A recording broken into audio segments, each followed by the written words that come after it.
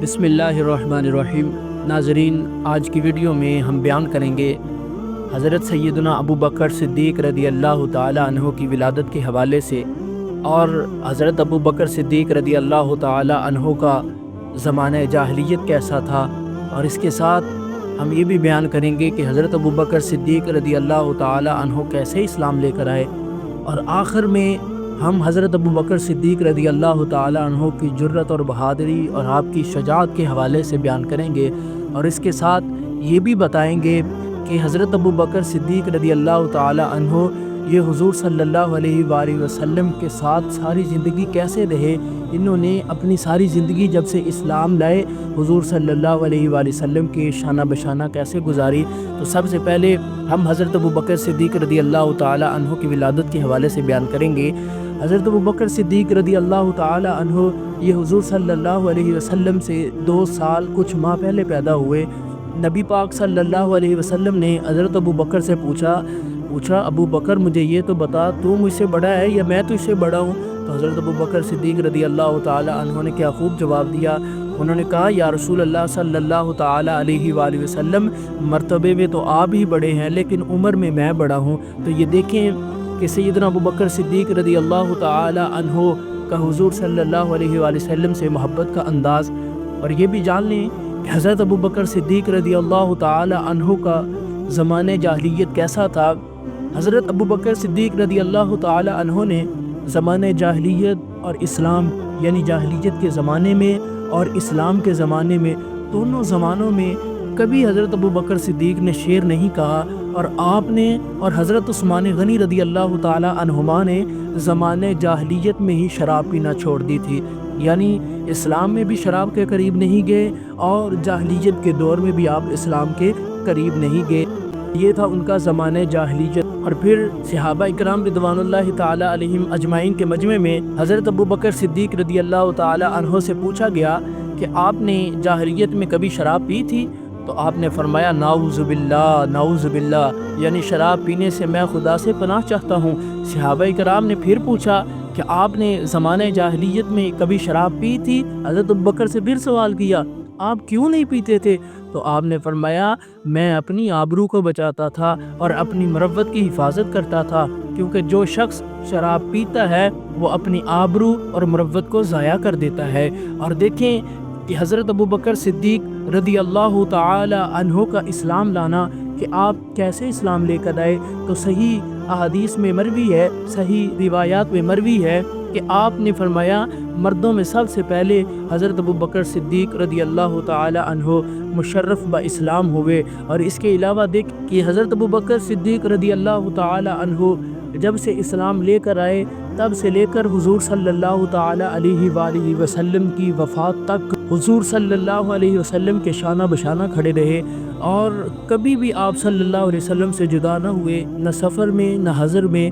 ان اوقات کے علاوہ جن میں حضور نے انہیں جانے کی اجازت نہ دی، ان کے علاوہ وہ سفر میں حضر میں حضور صلی اللہ علیہ وسلم کے ساتھ رہے، جیسے حج اور غزوہ وغیرہ۔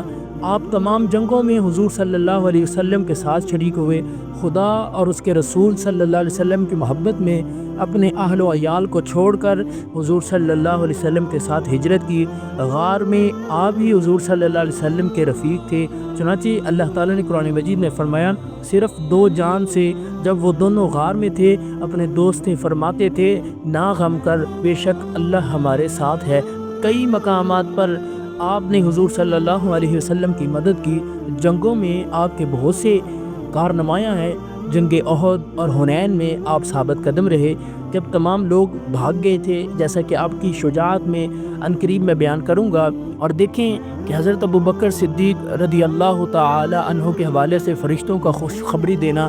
جنگ بدر کے دن فرشتوں نے ایک دوسرے کو خوشخبری دی اور کہا کہ کیا تم نہیں دیکھتے کہ حضرت ابو بکر صدیق حضور صلی اللہ علیہ وآلہ وسلم کے ساتھ عریش میں بیٹھے ہیں؟ اور جبرائیل اور میکائیل کا مدد کرنا رسول اللہ صلی اللہ علیہ وسلم نے جنگ بدر کے دن مجھے اور حضرت ابو بکر صدیق رضی اللہ تعالیٰ عنہ کو فرمایا کہ تم سے ایک کی مدد جبرائیل کرتا ہے اور دوسرے کی مدد میکائیل کرتا ہے۔ اب دیکھیں کہ اس کے علاوہ حضرت ابو بکر صدیق رضی اللہ تعالیٰ عنہ کی شجاعت سنیں کہ حضرت علی رضی اللہ تعالیٰ عنہ نے ایک دن لوگوں سے فرمایا مجھے بتاؤ کہ تمام لوگوں سے زیادہ بہادر کون ہے، تمام لوگوں سے زیادہ شجاعت والا کون ہے، جرت اور بہادری والا کون ہے؟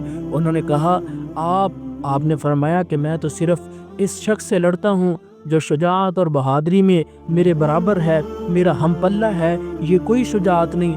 تم مجھے تمام لوگوں سے زیادہ شجاع کا نام بتاؤ، یعنی وہ شخص جو سب سے زیادہ جرت اور بہادری والا ہے اس کا نام بتاؤ۔ لوگوں نے کہا ہمیں ایسا شخص معلوم نہیں ہے۔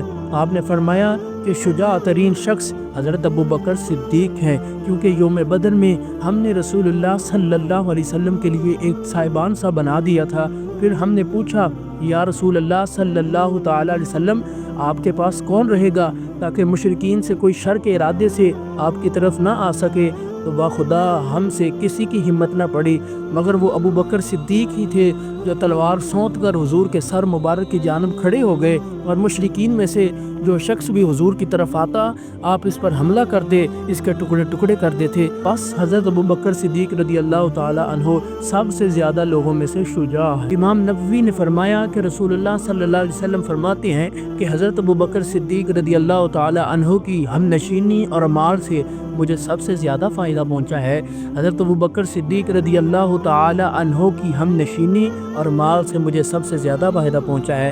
اگر میں کسی کو اپنے پروردگار کے سوائے دوست بناتا تو ابوبکر صدیق کو دوست بناتا، لیکن اسلام کی دوستی اور مودت ہی بہتر ہے۔ ابوبکر صدیق کے دروازے کی سوا سب کے دروازے مسجد کی طرف بند کر دیے جائیں۔